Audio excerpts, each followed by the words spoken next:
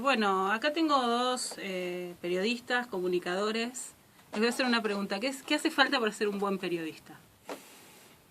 ¿Qué diferencia a esos elegidos que han hecho escala en el periodismo de otros?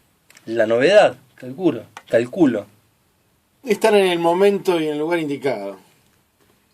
Bueno, pero yo diría que Lo más... digo así como, viste, la tengo re clara. Así cabeceando. Me sale la maestrita de escuela y le voy a decir a los dos que no. Me parece perfecto. Pucha.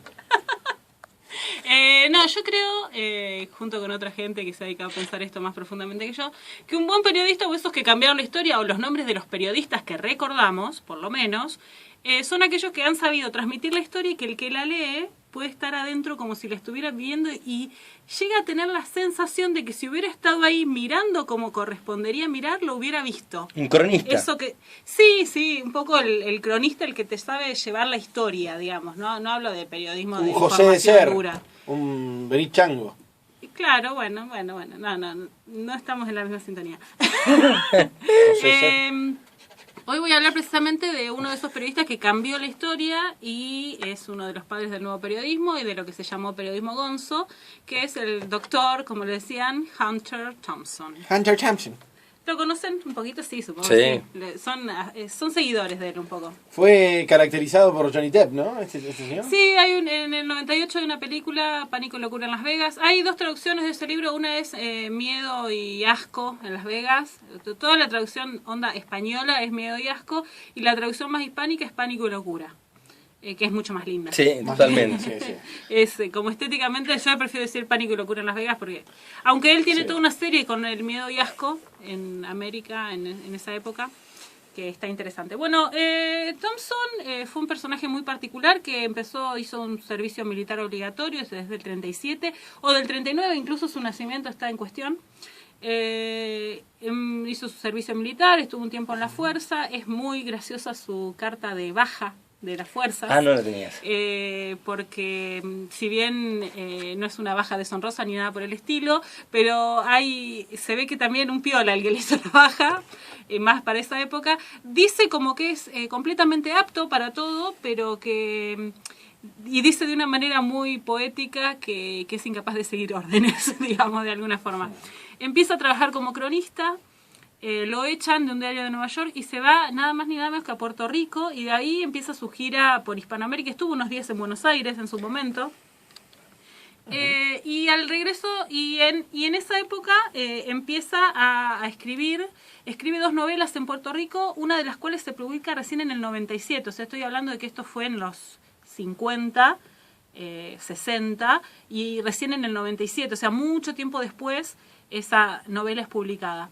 Cuando él vuelve a Estados Unidos, empieza a trabajar para distintas revistas, a escribir reportajes y empieza a hacer lo que Tom Wolfe después hizo toda la teoría de lo que era el nuevo periodismo y que en Argentina el estandarte es, por supuesto, Walsh, ¿sí? Esta narración tan cercana a los hechos y casi literaturizada. El estilo de Thompson quiere borrar los límites de la ficción y de la no ficción, de lo subjetivo y de lo objetivo y del sujeto y del objeto. Por eso está tan involucrado, es muy autorreferencial, está en primera persona y representa también toda la época del 65 para arriba, donde realmente empieza este estilo a profundizarse y a sentar sus bases, digamos. Toda su etapa de experimentación con las drogas, pues es muy psicodélica toda su escritura, ¿no? Bueno, muy del lado B de lo que también dio el sistema americano en ese momento. Algunos dicen, bueno, él se permitió vivir esa frescura que tuvo en Estados Unidos, que realmente haya habido libertad y solo la libertad que trae el vientecillo de la rebeldía. Pero también algunos dicen, bueno, estas son las vías de escape que permitió el mismo sistema americano que ocurrieran. Totalmente. Pero finalmente las reabsorbió, ¿no es cierto? Porque, bueno, era un escritor de la Rolling Stone, de Deporte Ilustrado, en español. Sí. Fue un escritor que estuvo después. Pero, sin embargo, él vio el lado B de Estados Unidos al estilo de Bukowski, al estilo de los Beat. Es de esa generación. Y hizo una mezcla de literatura y periodismo, por eso está en esta columna también, no es periodismo puro, porque los límites de la ficción están muy corridos en sus textos. Todas sus novelas y sus artículos se basan en hechos reales, pero están absolutamente exagerados, ¿sí? Exagerados y cambiados los tiempos, un montón de cuestiones adornadas para que el efecto sea también de entretenimiento, de gracia, de llamar la atención y de exacerbar la realidad. Por otro lado, él fue un maestro en captar todas estas capas marginadas de la sociedad, ¿no? De hecho, voy a empezar por ahí, en el 65 se fue a vivir un año con unos motoqueros que los llamó después Los Ángeles del Infierno, y de lo cual escribió un libro que salió en el 66. ¿Él fue el que le puso el nombre? ¿A Los Ángeles del Infierno? Más o menos, una onda, no, en realidad se hacían llamar así, él participó con ellos, se quedó a vivir un año en esas giras, escribió libros y los artículos fueron realmente muy críticos con esto de con Los Ángeles del Infierno, donde los llamó nazis. Incluso antes del conflicto con los Rolling Stones en el recital. Sí, eso fue en el 69, pero bueno, tenían también ellos ¿Sí? Eran bastante... Sí, en realidad contribuyó a esta imagen demonizada que después tuvieron Los Ángeles en todo Estados Unidos y que se aprovecharon de eso. Cuando los motoqueros se enteran de que está escribiendo y se piensan que empieza a cobrar por estos artículos, quieren parte de la guita, claro. Termina todo mal, o sea, la relación con ellos termina en una terrible golpiza para y seguro. Thompson. Y eran violentos Los Ángeles del Infierno. Totalmente. Igual, volviendo a esto de qué hace, cuál es el tipo de narración, de forma de presentar la realidad que atrapa, que cambia. Vos dijiste algo nuevo, bueno, algo nuevo, otra vez volvemos a esto de algo nuevo, no solo en lo que digo, sino en la forma de decirlo. Vamos a escuchar un fragmento de un artículo de 1956 que pertenece, se llama La fama es un ticket de ida, donde él va a pintar a un boxeador, que es Joe Louis, un campeón, que fue varios años campeón de boxeo, y también en esa reminiscencia, en esa descripción de ese boxeador, podemos ver algo que después podemos relacionar con él mismo, ¿no? Y con su alter ego. Bueno, ahí escuchábamos entonces un fragmento de La fama es un ticket de ida y esta pintura del ídolo, ¿no? Dice, toda la gente quiere ver a su estrella brillando, y esta historia de la estrella que sigue su vida después de que se acaba su brillo. Y muy hermosa la imagen de que cuando va cayendo esa estrella, al mismo tiempo que se apaga, acaba su propia tumba. Qué bueno. Y todos alrededor viendo, y como cada vez hay menos gente, ¿no? Cuando se acaba la novedad, se van todos yendo. Y eso es un poco lo que le pasó también a Thompson, que a mediados de los 70 no escribió más tampoco. Fines ya de los 70 no escribió más. Se suicidó en el 2005, se pegó un tiro en la cabeza, no, a los 67 años. Su nota de suicidio fue relax, this won't hurt, esto no dolerá. Así se fue el señor Thompson, que tuvo una vida, por supuesto, donde lo experimentó todo. Tom Wolfe, que fue amigo de él y que teorizó precisamente sobre esto del periodismo gonzo y el nuevo periodismo, no sé qué, dijo que tal vez una de las cuestiones que le pasó a Thompson es que él sufrió en carne propia la necesidad de vivir en sí mismo el ser el periodista gonzo todo el tiempo.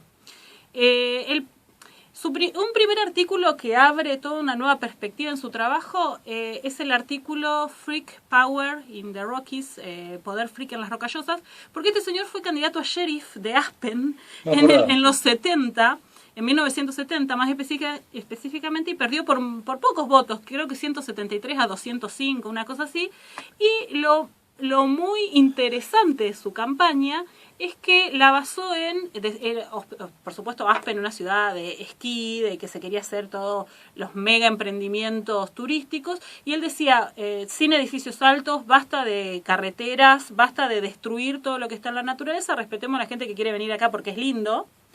Y además quería despenalizar o legalizar las drogas, pero no el narcotráfico, de lo que estaba profundamente en contra, ¿no? Por supuesto, bueno, fracasa esta historia con la política. Es un periodista que siempre está muy involucrado en la política. Tiene dos momentos decepcionantes, y que son cuando gana Nixon la reelección. ¿Pero por qué decepcionante? Bueno, incluso él apoyó que no era, por eso digo que se rompe el límite entre el objetivo y lo subjetivo, que cambia el rol del periodista. Apoyó a dos candidatos demócratas en su momento y después los criticó. Fue un activista en contra de la guerra de Vietnam y Pánico y locura en Las Vegas sucede al mismo tiempo que la guerra de Vietnam, por eso el contraste es muy fuerte. Él quiere desandar, tenía pensado un libro que nunca llegó a escribir sobre el asesinato del sueño americano. Igualmente él desanda ese sueño americano mostrando lo peor de Norteamérica. Entonces, en ese sentido es muy Bukowski, por eso se lo relacionaba ahí con Bukowski, ¿no? Como la otra América, el otro, el marginado, el que quedó afuera, el discriminado. Hizo una investigación sobre el crimen racial de Salazar en su momento, que fue tan importante en Los Ángeles. A continuación de eso, bueno, voy a decir algo que lo voy a tener que leer porque es una cita textual, pero ya si me venía a leer algo. Fíjense si no son actuales estas cosas. A mí lo que me sorprende es abrir un libro de los 70 y la semana que viene voy a venir con una bomba de tiempo. Abrir un libro de los 70 y escuchar algo así y díganme si ustedes no es actual. Cuando gana Nixon la reelección dice: este puede ser el año en que finalmente nos enfrentemos con nosotros mismos. Finalmente dar un paso atrás y decir que realmente solo somos una nación de 220 millones de vendedores de autos usados con todo el dinero que necesitamos para comprar armas, sin el más mínimo problema respecto a matar al resto del mundo que trata de incomodarnos. Impresionante. Estados Unidos, ¿no? Estamos hablando del año 72 y cómo la cosa sigue y se sigue construyendo en el mismo paradigma. Se reproduce en el mismo paradigma. Bien. En los 70 escribe el artículo fundacional del periodismo Gonzo. Gonzo le pone un abogado, un Cardoso, que andaba por ahí y dice, esto es realmente Gonzo. Cuando lo lee, y a él le gustó, lo tomó y quedó, bueno, esto es periodismo Gonzo, esto es literatura. Bien. En los 70 él lo mandan a cubrir el derby de Kentucky, ¿sí? Hacía mucho deportes y con un fotógrafo inglés que en ese momento se consideraba a sí mismo, como dice, esa era mi época de monaguillo. Lo primero que hizo Thompson cuando llegué es darme un mezcalita, algo así se llamaba, un alucinógeno. Y a partir de ahí todas las ilustraciones del artículo ¿mezcalita? Mezcalito. Mezcalita, pero pensé que era. Todas las ilustraciones cambiaron toda de perspectiva, ¿no?